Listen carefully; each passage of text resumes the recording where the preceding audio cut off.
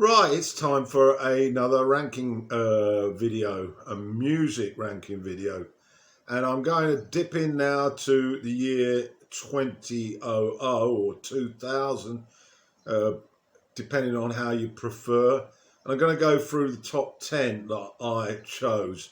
A few notable ones that just missed the cut were You're the One by Paul Simon. Nice album, but I'm not that familiar with it yet.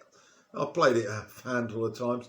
Coldplay, I loved this a lot when it came out, but it sort of hasn't stood the test of time. Parachute, that was their opening salvo. PJ Harvey, this got a lot of enthusiasm from the music press, stories from the city, stories from the sea, and Elliott Smith, Figure Eight. There's some tracks on there that I think are gorgeous. This was shortly before he passed on. So those are the ones that haven't made the cut, so to speak.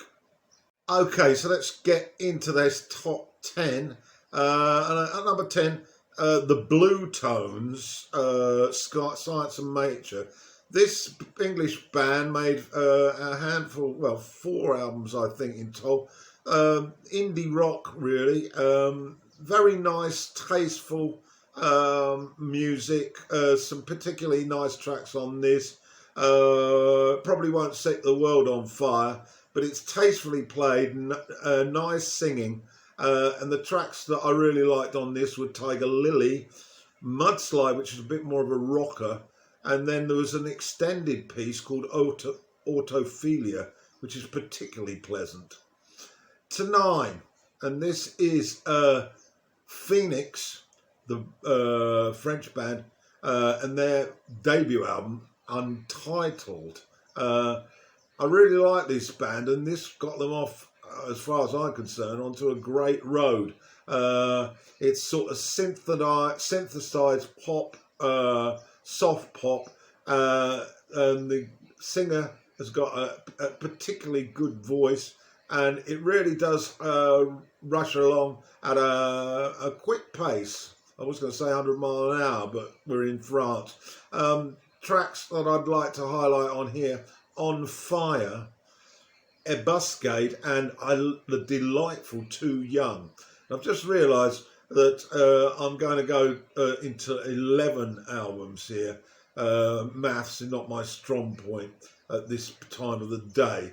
So to keep it focused, at number 9, not alongside Phoenix, is the Waterboys, A Rock in the Weary Land.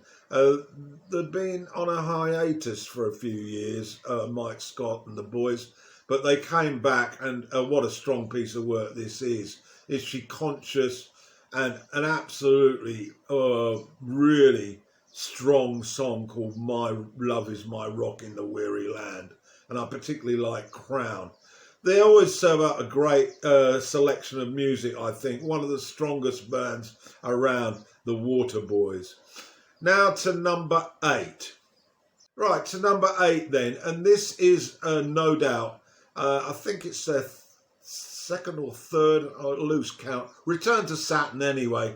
I love the ska. I love the sort of rocky reggae style music that they bring to the table. Of course, the lead singer, Gwen Stefani, is a mouth-wateringly visual appetite to us all.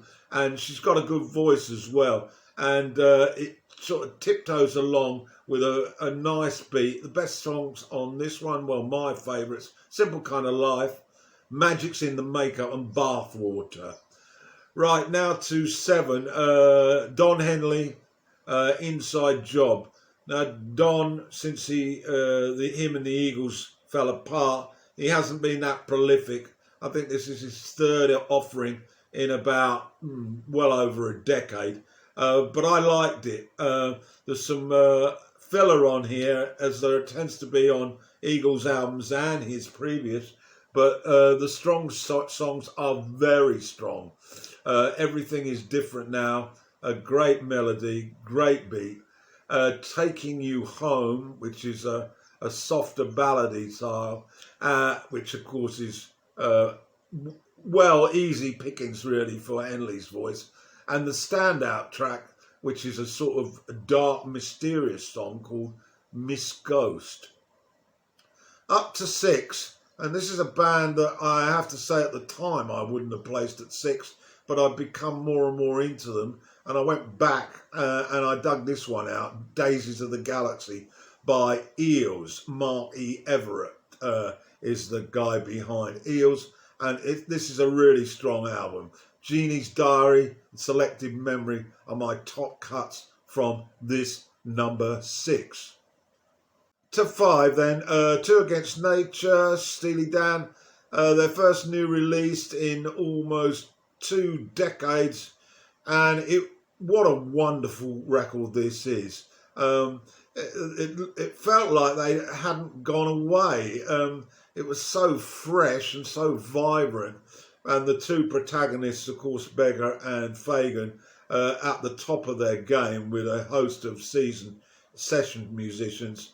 And I love it. Gaslighting, Abbey, probably the pick of the bunch is Cousin Dupree and West of Hollywood, although the whole set is typical jazz, soft jazz rock, the way that Steely Dan do it, and I loved it.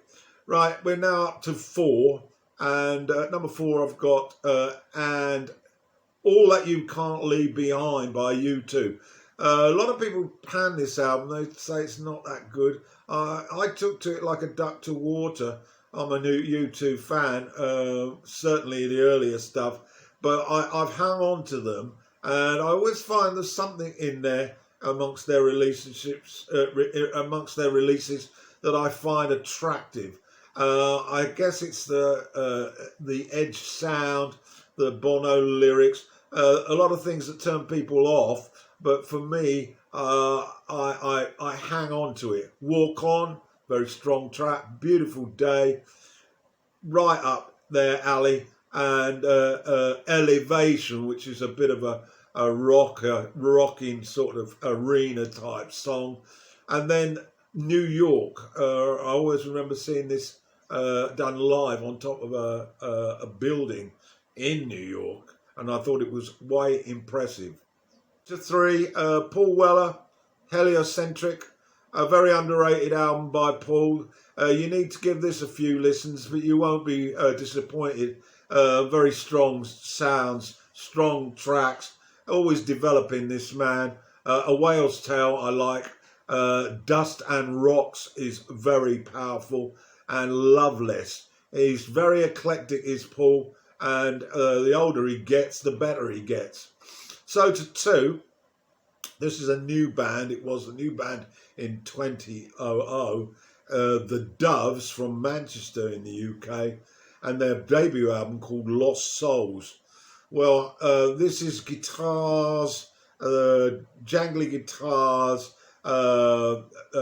sort of rock with a symphonic element. It's very atmospheric, quite heavy in places, but brilliantly played. Lots of keyboards thrown in there as well, and it's a delightful listen.